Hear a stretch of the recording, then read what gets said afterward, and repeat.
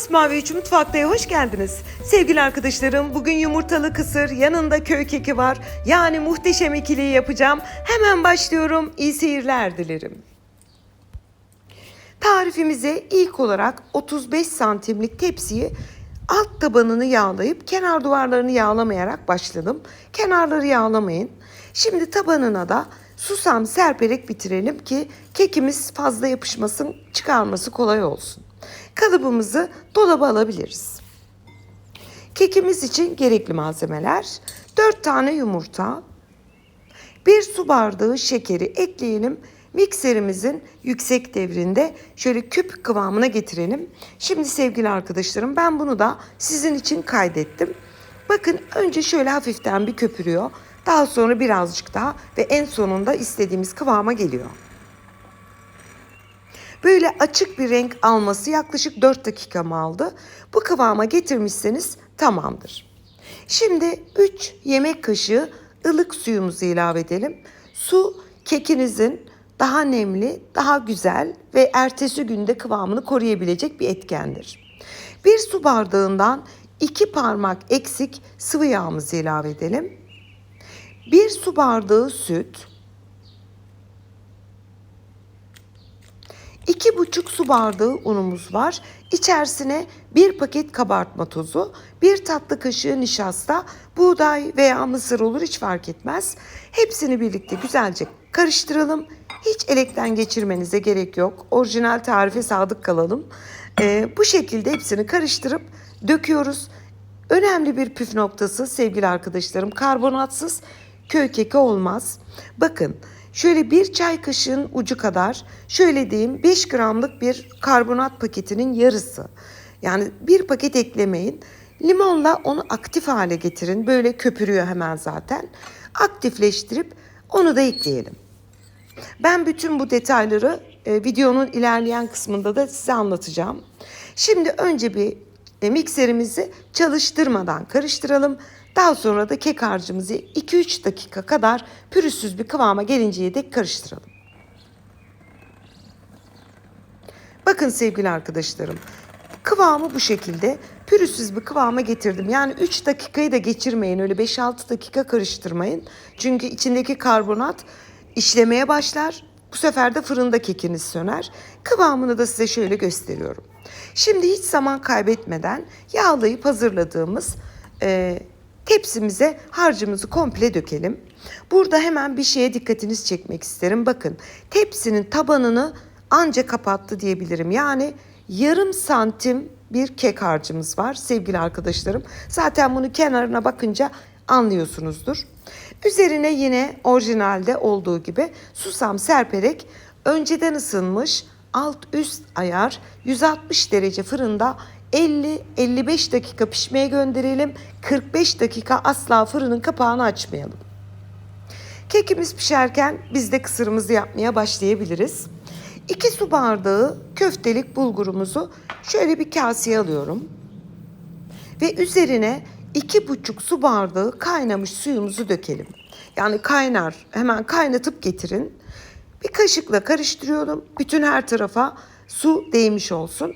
Yüzeyini kapatıyorum. 5 dakika bulgurun suyu çekmesini bekleyelim. 5 dakikanın sonunda bakın sevgili arkadaşlarım, inanılmaz güzel bir şekilde suyu komple çekmişti. Şimdi bunu yoğuracağım kaseye boşaltıyorum. Neden böyle yaptım? Gördüğünüz gibi yoğuracağım leğen yayvan ve büyük. Onun içerisinde karıştırırken bulguru kuru kalan yer olabilir, çünkü çok geniş olduğu için böyle küçük bir kasede yapıp boşaltmanız daha pratik olabilir. Şu anda bulgurumuz çok kaynar. Şöyle hafiften bir açalım. 1 yemek kaşığı biber salçası, 1 yemek kaşığı domates salçası, baharat olarak 1 tatlı kaşığı tuz, 1 tatlı kaşığına yakın silme karabiber, 1 tatlı kaşığı silme kimyon, 1 tatlı kaşığı silme acı pul biberimizi ekleyelim. Kenarda beklesin, henüz çok kaynar. İçine yeşillik olarak doğrayacağımız malzemelerimiz: 2 tane yeşil soğan, 1 tutam da maydanozumuz var. Aslında sevgili arkadaşlarım, ben bunu doğrayıp ekleyebilirdim ama bir fikri size vermek istediğim için burayı atladım, doğramadım yani. Şöyle bir tane marul alın. Marulun içerisine o bir tutam maydanozu, yeşil soğanı da ekleyebilirsiniz. Ekleyin, sıkı sıkı sarın. Ve daha sonra böyle şakkadanak böyle doğrayabilirsiniz. Yoksa maydanoz oradan kaçıyor, buradan kaçıyor, biraz sorun oluyor.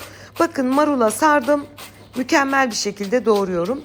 Kısıra ekleyeceğiniz bütün yeşillikleri elinizle doğrayın lütfen. Hiç robottan geçirmeyin, olmaz. Böyle ince ince kıymanız gerekiyor. Şimdi kıydım, bitirdim. Hani marula sardım ya. O maruldan da belki dedim hani içinde upuzun yerken çıkmasın diye. Şöyle bir iki defa da üzerinden doğruyorum. Şu anda maydanozlarımız hazır. Hemen onu kasemize alalım. 2 tane yeşil soğanımız vardı. Onu da hemen çabucak yine tahtada kıyarak hazırlıyorum. Aynen maydanozların üzerine ilave ediyorum. Hemen belirteyim, Kırşehir'in yumurtalı kısırının olmazsa olmazı karalahanadır. Onu rendeden geçiriyorum. İsterseniz elinizle de kıyabilirsiniz ama çok ince kıymanız lazım. Yerken böyle katır kutur gelmemesi lazım. Normal rendeyle de rendeleyebilirsiniz. Bakın böyle nasıl diyeyim, tane tane olması lazım. Bu arada ben onları doğrarken kısırımız da soğudu. Yoğurabileceğim bir kıvama geldi. Şimdi güzel bir şekilde, yani böyle tam güzel bir şekilde yoğurmaya başlıyorum. Böyle sıkarak çiğ köfte gibi 6-7 dakika yoğurmanızı tavsiye ederim. Çünkü bizim kısırın böyle tutunabilir bir kısır. Öyle kuş yemi gibi tane tane ayrılmaması lazım. Bakın şöyle bir 6-7 dakika yoğurdum. Bir tane ince doğranmış büyük boy soğanımızı bu aşamada ekleyelim. En başta eklemeyin. Kaynar olduğu için soğanı pişirir. O da çok sası bir koku verir. Bu detaylara dikkat ederseniz yani kısırınız yemede yanında yat olur. Sevgili arkadaşlarım, onu da belirteyim. Soğan ekledikten sonra 1-2 dakika daha yoğurdum ve en önemli ayrıntımız, yarım su bardağından biraz fazla sıvı yağımızı kızdıralım. Kızdıktan sonra 2 tane yumurtamızı patlatarak pişirelim.